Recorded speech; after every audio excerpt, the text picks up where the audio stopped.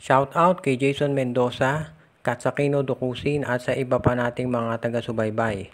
At ngayon ang balita natin, mukhang itong Barangay Ginebra ay may makukuha na malaking trade offer mula dito sa Phoenix Jubel Masters na alam natin ngayon ay kinakailangan mag-rebuild at syempre kinakailangan din nilang bantayan yung kanilang financial situation. Alam na natin yan na yung may-ari nila ay maraming tinatawag na financial obligations kaya hindi na makabuo ng isang competitive team. At sa ngayon mukhang itong Phoenix ay handa na raw na i-trade itong si Jason Perkins provided maganda ang i-offer ng Barangay Ginebra. Ang nakikita ko dyan, kung talagang gusto ng Ginebra na makuha itong si Jason Perkins, ibigay na nila si Maverick Hanmisi. Kapag nagawa yan ng Barangay Ginebra, magkakaroon na sila ng isang Perkins at Malonzo dun sa kanilang front court. Plus may Aguilar at Stan Hardinger ka.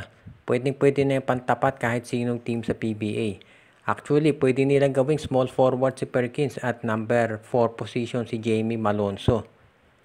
Ngayon, ito si Maverick Hanmisi, kapag nawala doon sa guard position nila, syempre matitira dyan si Pringle, si Scotty, si L.A. Tenorio.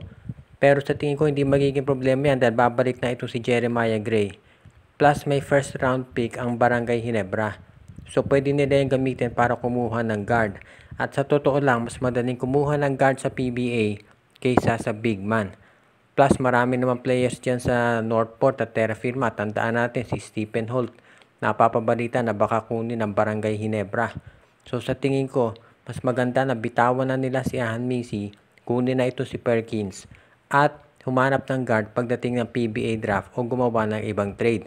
Kaya mukhang maganda ito para sa Barangay Ginebra. Balitang San Miguel naman tayo, marami ang nagtatanong ano ba ang nangyayari dito kay Vic Manuel. Wala namang injury, bakit ayaw gamitin ni Coach George Gallant? Well, hindi pa natin matiyak yan pero actually sinabi na ng mga doktor dati pa, umpisa pa lang nitong PBA Philippine Cup na pwede na maglaro si Vic. Pero hindi siya ginagamit. Minsan ginagamit pero wala pang 5 minutes. So nakita natin na ngayon ang problema San Miguel, wala silang magamit na power forward bukod kay Brondial. Pero ito si Gallant, tayo pa rin gamitin si Manuel. So tignan natin ang mangyayari dito pero maliwanag, usually kapag ang player hindi ginagamit at wala namang injury, ibig niya sabihin mate-trade ito. Ilang beses na natin itong nakita actually sa ibang mga teams. Si Raymond Almasan, si Jericho Cruz, itong si Paul Lee, Stanley Pringle, si Jeff Chan, ganyan na nangyayari, hindi gagamitin ng mga teams dahil syempre gusto nila na protektahan yung player na mate-trade dahil baka nga naman ma-injure. So sa ngayon, wag na tayong magulat kung ito si Vic Manuel ay pakawalan ng San Miguel Beer. Ang tanong na lamang ay kung saang team. Malamang ito sa Terra Firma o Northport mapunta yan at ang magiging kapalit either ito si Isaac Go, si K. Mark Carino, o kaya naman sa Northport, baka si William Navarro, si Cade Flores o si Xavier Lucero. Isa dyan sa mga nabanggit dahil kinakailangan ng big man ng SMB. Sa ngayon, itong titignan natin kung paano i-adjust ng San Miguel yung laro nila. Dahil ito si Vic Manuel, alam natin na nagkaroon ng problema nung siya kinuha ng SMB dahil wala itong 3-point shot.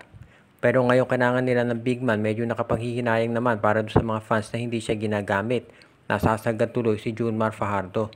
So sa ngayon, tignan natin kung anong gagawin ng SMB dito kay Manuel kung talagang iti-trade na siya.